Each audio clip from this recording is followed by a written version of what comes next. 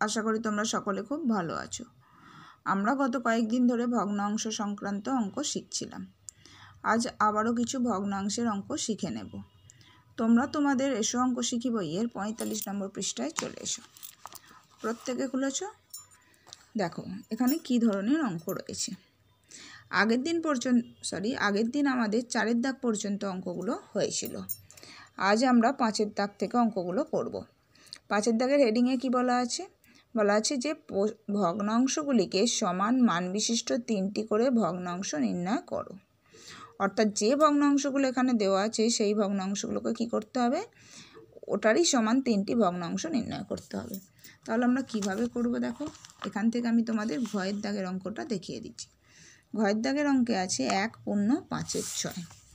1/5/6 সংখ্যাটিকে আমি প্রথমে কি করেছি? অপ্রকৃত ভগ্নাংশে পরিণত করে নিয়েছি। অর্থাৎ এটা কি ভগ্নাংশ? এটা মিশ্র ভগ্নাংশ। মিশ্র ভগ্নাংশটিকে অপ্রকৃত ভগ্নাংশে পরিণত করে নিয়েছি। এরপর আমাদের যেহেতু 3টি সমান মান বিশিষ্ট 3টি করে ভগ্নাংশ নির্ণয় করতে বলেছে, তাই এই অপ্রকৃত ভগ্নাংশটিকে আমি 3বার নিচে নিচে লিখে নিয়েছি। এবার দেখো কিভাবে করবে। যে ভগ্নাংশটা আছে সেই সংখ্যাটিকে, অর্থাৎ সেই ভগ্নাংশটিকে লব এবং হর দুটো সংখ্যাকেই আমরা একই সংখ্যা দিয়ে গুণ করব। অর্থাৎ লবকে যা দিয়ে গুণ করব, হরকেও তাই দিয়ে গুণ করব, তবেই আমরা সমান মান বিশিষ্ট ভগ্নাংশ পাব। এখানে আমরা যদি 11 গুণ 2 করি, তাহলে আমাকে করতে হবে কি 6 গুণ 2।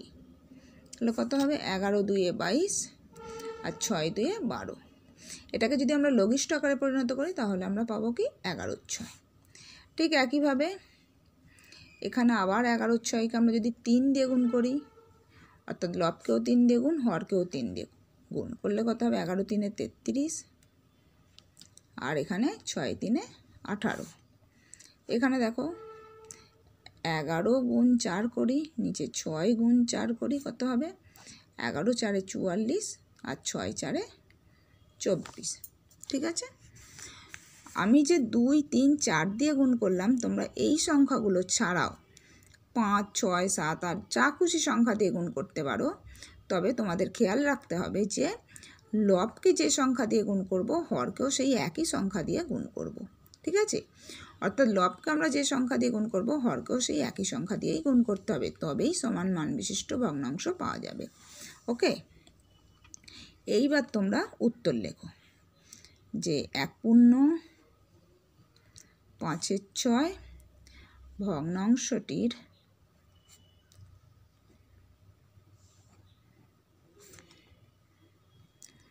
সমান মান বিশিষ্ট 3টি ভগ্নাংশ হলো। একটা হচ্ছে 22/12।